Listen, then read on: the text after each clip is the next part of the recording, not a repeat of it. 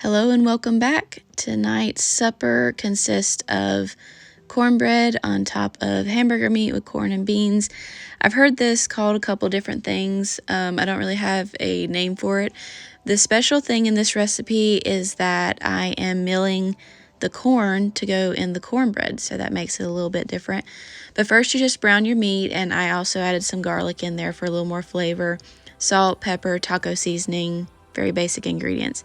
This is my Nutrimill, and I am milling as your standard whole corn and just putting it straight in there. I actually mill it twice.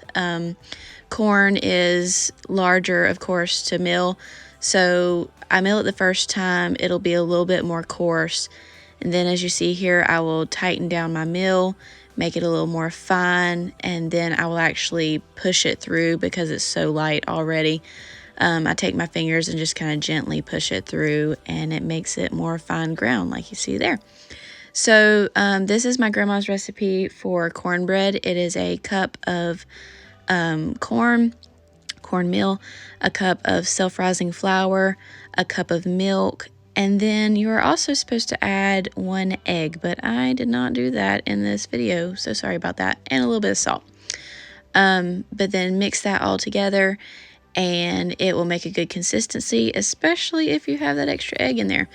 You can add beans, whole corn. You can do Rotel tomatoes if you like. This was for my kids, so they don't like the tomatoes as much. But just make sure you drain off your beans and your corn, tomatoes, everything, and then mix it together.